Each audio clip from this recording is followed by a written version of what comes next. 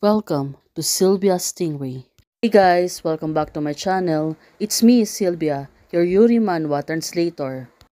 Guys, good morning. Let me present you the new chapter of Perfect Heroine Wants to Possess Me, Chapter 92, Part 2.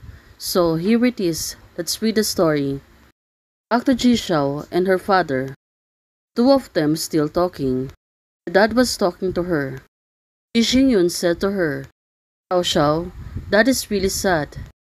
Our family helps Wei Xing. Now she talked like this. She also went out to see Uncle Chen's. And the legacy left by your Uncle Wei is being transferred by the Chen Lin. Dad seems to be exhausted. Looking at him, he really flat this. Seems that Dad seems to be serious. Right now, Ji Xingyun said, Dad really can imagine what will our family look in the future. Now, her dad, he is being sentimental. Also right now, seems that she want to get the sympathy of Chishao. But Dad, the legacy of Wei family was original from Wei Xingyu. Right now, what she wanted is her freedom. Chishao want to explain to her brother. But Wei Xingyu moved so fast. Now, she has started already. According to original plot, she received the property early. Well, she was great on planning.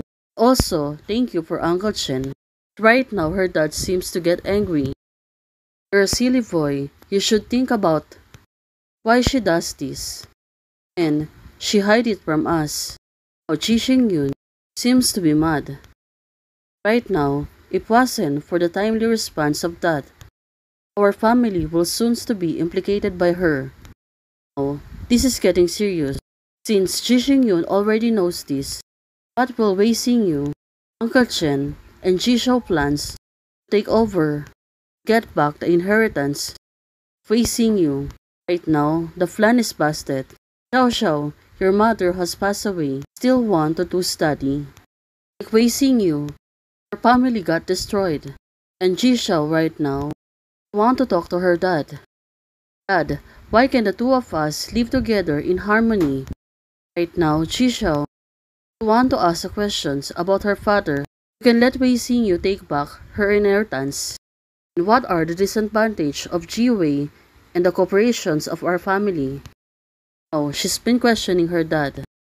Ji Xingyun seems no signs of backing down. Don't want to let Wei Xingyu get back her inheritance. Right now, cooperation seems to be was not normal to Ji Xingyun. Right now, he looks really mad. Xingyun, who was fine, just an investment failure. Right now, she remembered what Jishao mother said to her. Well, she really failed before, but she get back up. She suddenly snatched Wei Xingyu's family's inheritance to her. And Ji Xingyun takes all the inheritance of Wei Xingyu. Right now, he don't want to get it back. He can go home, get some money, he can cooperate with Wei family. That's what happened before. Xingyun, he was really a proud person, even though Wei Xingyu's dad is a good man. Now, he really betrayed him. Xingyun, don't worry, we are friends for so many years. I will help you make a company. Thank you, Lin, for having a brother like you. Well, it's happened before. Still, Ji Xingyun has some guts. Betrayed the Wei family because of the inheritance. Well, he was really tricky. It was like he is paranoid. Someone's talking behind her back. By before, he got really angry on Wei Xingyu's dad. He thinks that he is only a toy for Wei's family. Back then, it was not true. He is an alpha. Inability to do this is simply useless. Hey, if I have such a friend as Mr. Wei, I can be boss too. Well, the employee, talking about Mr. Wei, Ji Xingyun, he don't really care about it. Mr. Wei helping Ji Xingyun simply as doing as a charity for him. Well, it's really bad. Ji Xingyun, he was really overthinking before. That's why the madness and cruelty comes all over him. Li Xingyun and Wei Si are really underground. I'm one heaven. There's no Mr. Wei. Xingyun. Back then, he think of himself. He was really a disappointment. Right now, she got really angry remembering the fuss. Xiao Xiao, you don't understand. They have never looked so good. Purpose of Wei family always is not pure. Almost hurt you. Have you all forgotten? Well, now, back before, all of the things happening to Jishao, Ji Xingyun is blaming the Wei family because of everything happens to her. But it was not true. Dad, I said many times. Right now, Jishao want to contradict her dad. Her dad stopped her. Took the initiatives to pretend to be Wei Xingyu.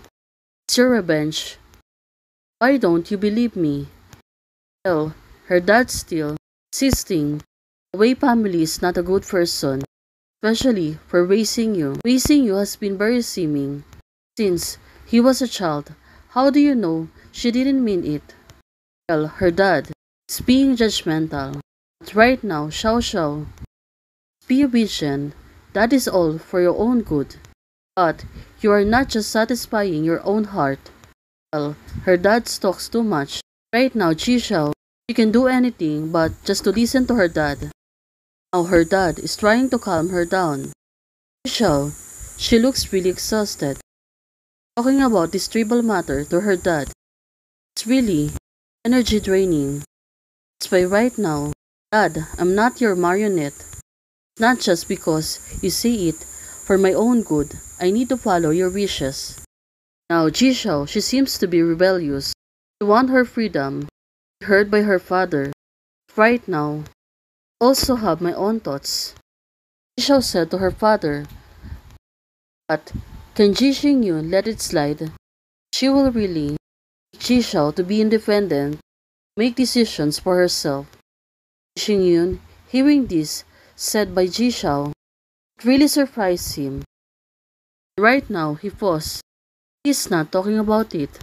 Rather, he was looking at Jishao, said to her, so Xiao Xiao, your opinion right now is to close your father relationship. Now, it's not good. Ji Xingyun seems to be angry. Jishao, it's too early to have rebellion against her father.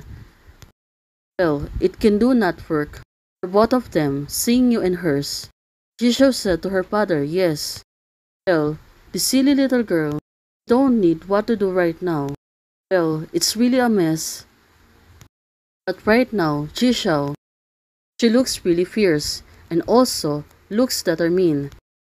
Well, did she really wants to make everything right? Especially to Wei Xingyu. Wei Xingyu is being oppressed for so long. Right now, they needs to stand on. Hey guys, thank you for watching. If you like the video, please don't forget to like, share, and subscribe. And do comments and turn on the notification bell to keep you posted on my daily updates. Bye!